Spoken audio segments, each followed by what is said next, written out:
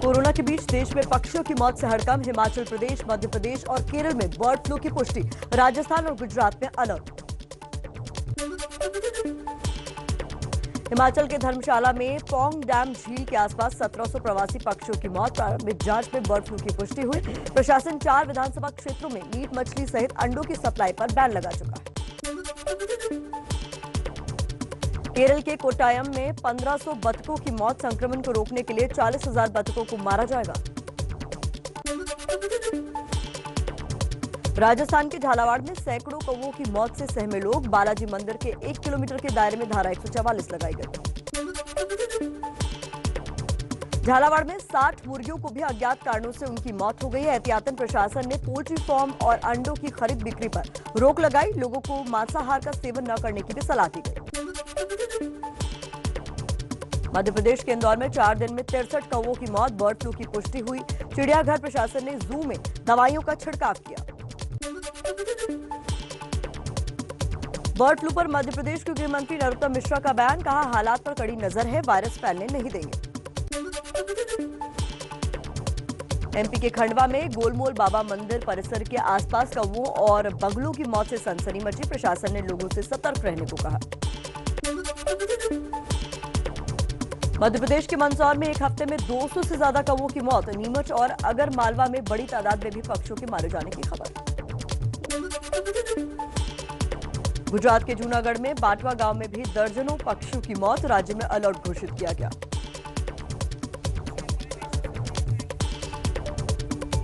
चलिए अब दूसरी और तेज रफ्तार खबरों का रुख कर लेते हैं। कोवैक्सीन पर छिड़े विवाद पर भारत बायोटेक की सफाई। कहा, हमारी वैक्सीन पूरी तरह सुरक्षित है। हम भारत ही नहीं, यूके समेत 12 देशों में कर रहे हैं क्लिनिकल ट्रायल। भारत बायोटेक के एमडी कृष्णा एला ने कहा कि ना तो हमारा किसी पार्टी से संबंध, न ही हमारी वैक्सीन सेकेंडरी है। बयान देने से पहले सोचना चाहिए। एम्स के डायरेक्टर डॉक्टर रणदीप गुलेरिया ने कहा था कि वो कोवैक्सीन का इस्तेमाल बैकअप के तौर पर किया जा सकता है। इसी पर भारत बायोटेक ने सफाई दी है। भारत की कोवैक्सीन में ब्राजील के निजी क्लिनिकों ने दिखाई दिलचस्पी। 50 लाख डोज की खरीद के लिए समझौता किया। वैक्सीन पर विवाद पर बीजेपी का पलटवार। संबित पात्रा बोले, कांग्रेस और एसपी वैक्सीन पर भ्रम फैला रहे हैं। वैक्सीन आने से विपक्ष परेशान है। तीसरे चरण की ट्रायल पूरा हुए बिना भारत बायोटेक की वैक्सीन को मंजूरी पर कांग्रेस ने उठाए सवाल। कहा, लोगों का भरोसा जीतने के लिए पीएम मोदी खुद वैक्सीन लगवाकर करें शुरुआत। देश में ब्रिटिश स्ट्रेन वाले नए कोरोना के मरीजों की संख्या 38 हुई। महाराष्ट्र में 8 और केरल में 6 नए मरीजों की पुष्टि। यूपी में आज कोरोना वैक्सीन का ड्राई रन। हर जिले में 6 वैक्सीन सेंटर बनाए गए हैं। ग्रामीण इलाकों में भी टीकाकरण का होगा अभ्यास। देश में बनी कोवैक्सीन पर बाबा रामदेव ने जताई खुशी। एबीपी न्यूज से बोले, वैक्सीन पर अफवाह फैलाने वाले धार्मिक आतंकवादी टीके से नपुंसकता नहीं आई। मुंबई में वैक्सीनेशन के लिए बीएमसी ने की बड़ी तैयारी। 75 स्टोर सेंटर तैयार। 90 लाख वैक्सीन रखने की होगी क्षमता। कुछ और खबरों का रुख कर लेते हैं फटाफट अंदाज में। बात एमपी की होगी। एमपी के सीएम शिवराज सिंह चौहान का ऐलान। बोले, अभी नहीं लगवाऊंगा कोरोना का टीका, पहले जरूरतमंदों को लगेगी वैक्सीन। शिवराज को हो चुका है कोरोना। 82 साल के ब्रायन बने ब्रिटेन में ऑक्सफोर्ड की वैक्सीन लगवाने वाले पहले इंसान। भारत में भी कोविशील्ड को मिल चुकी है मंजूरी। ब्रिटिश वैज्ञानिकों ने कोरोना वायरस के नए स्ट्रेन को लेकर चिंता जाहिर की। कहा, वैक्सीन के असरदार होने को लेकर शंका है। इजराइल में अब तक 13 लाख लोगों का कोरोना वैक्सीनेशन हो चुका है। हर रोज 5 से 7 लाख लोगों को टीका लगाया जा रहा है। कुल आबादी के 10वें हिस्से का टीकाकरण हो चुका है। न्यूयॉर्क की नर्स सैंड्रा लिंडसे को कोरोना वैक्सीन का दूसरा डोज दिया गया। सैंड्रा अमेरिका की पहली हेल्थ केयर वर्कर बनी जिन्हें वैक्सीन का पूरा डोज मिला है। सेंट्रल विस्टा प्रोजेक्ट पर सुप्रीम कोर्ट आज सुबह 10:30 बजे फैसला सुनाएगा। तय होगी नई संसद और दूसरी इमारतें बनेंगी या नहीं। 10 दिसंबर को प्रधानमंत्री ने नए संसद भवन का शिलान्यास किया था, लेकिन सुप्रीम कोर्ट में फैसला आने तक निर्माण रुक गया है। तोड़फोड़ या पेड़ गिराने पर रोक लगाई गई है। सेंट्रल विस्टा राजपथ के दोनों तरफ का इलाका है। यहां मौजूदा पार्लियामेंट के पास 64,500 वर्ग किलोमीटर इलाके में नया संसद भवन बनाने का प्रस्ताव है। इस पर करीब 1,000 करोड़ रुपए का खर्च आएगा। प्रधानमंत्री मोदी आज सुबह 11 बजे कोच्चि मंगलुरु गैस पाइपलाइन राष्ट्र को समर्पित करेंगे। 450 किलोमीटर लंबी पाइपलाइन का निर्माण गेल कंपनी ने किया है। सरकार और किसान संगठनों की 8वीं बैठक भी बेनतीजा रही। नए कृषि कानूनों को रद्द करने पर अब भी किसान अड़े हैं। 8 जनवरी को फिर बात होगी। कुछ और अहम खबरों का रुख कर लेते हैं फटाफट अंदाज में। विज्ञान भवन में बैठक से पहले आंदोलन के दौरान जान गंवाने वाले किसानों को श्रद्धांजलि दी गई। किसानों ने लंच ब्रेक में अपना लंगर का खाना खाया। किसानों के साथ बैठक के बाद बोले कृषि मंत्री नरेंद्र सिंह तोमर। कृषि कानूनों और एमएसपी पर किसानों से चर्चा हुई, लेकिन कोई हल नहीं निकला। भारतीय किसान यूनियन के नेता राकेश टिकैत ने सरकार को दी चेतावनी। बोले कानून वापस नहीं तो घर वापस नहीं। किसान आंदोलन को लेकर विपक्ष का सरकार पर हमला। ममता बोली नए कानून बनने से पहले बीजेपी वालों ने गोदाम तैयार की। अखिलेश ने कहा किसानों का भरोसा खो चुकी है ये सरकार। कांग्रेस ने आंदोलन के दौरान मारे गए किसानों के परिवार को 2-2 लाख रुपए की मदद देने का ऐलान किया। सरकार से कहा प्रजा की बात मानने से शासक छोटा नहीं हो जाता। किसान आंदोलन का आज 41वां दिन। बारिश और कड़ाके की ठंड के बावजूद दिल्ली बॉर्डर पर डटे हैं किसान। हरियाणा के रोहतक से सैकड़ों महिलाएं ट्रैक्टर चलाकर दिल्ली के टिकरी बॉर्डर पहुंची। कहा समाधान निकालने सरकार, वरना 26 जनवरी को लाल किले तक जाएंगे। 26 जनवरी को दिल्ली के राजपथ पर ट्रैक्टर परेड करने के लिए किसानों की बड़ी तैयारी। हरियाणा की जींद में किसान महिलाओं ने ट्रैक्टर चलाने की ट्रेनिंग दी जा रही है।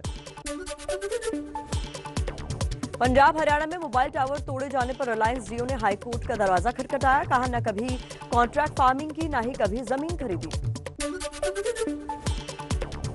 किसान आंदोलन पर इसी हफ्ते सुप्रीम कोर्ट में सुनवाई संभव। सड़क से किसानों के हटाने से जुड़ी याचिकाओं पर विचार होगा।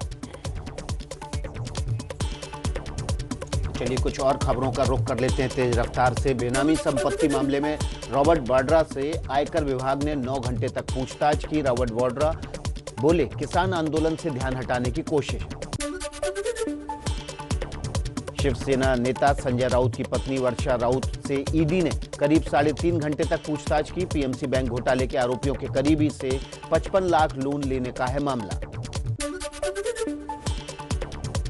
महाराष्ट्र के सीएम उद्धव ठाकरे ने कहा कि कुछ लोग पूरे देश का केंद्रीकरण करना चाहते हैं, अब हम महाराष्ट्र का केंद्रीकरण करेंगे।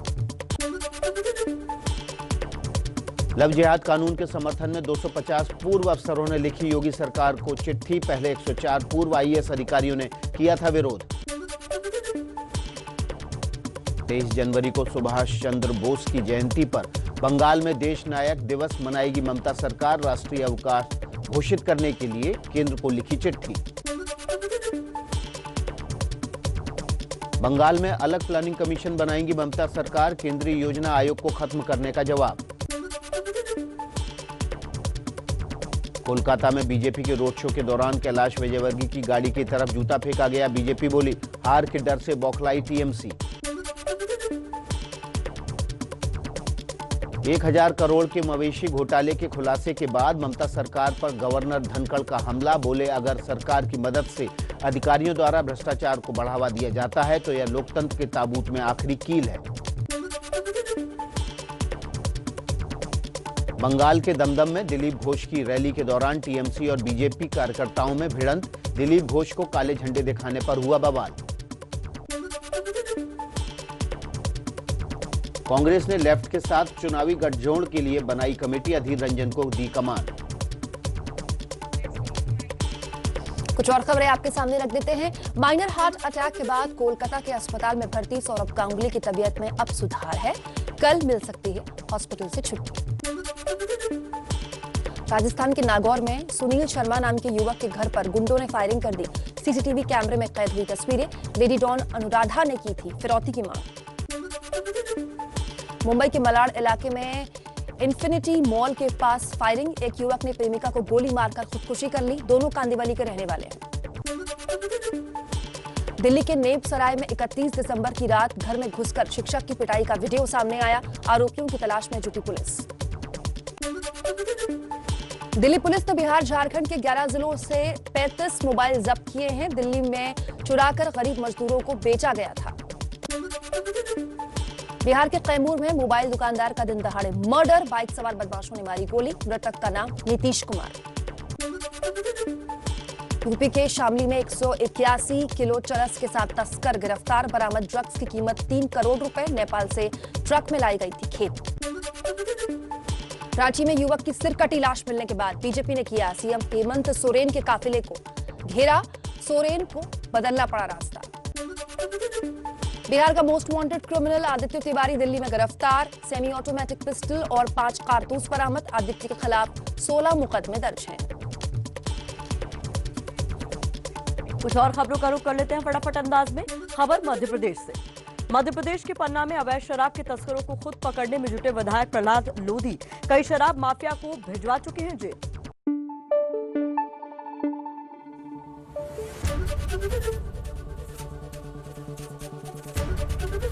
एबीपी न्यूज आपको रखें।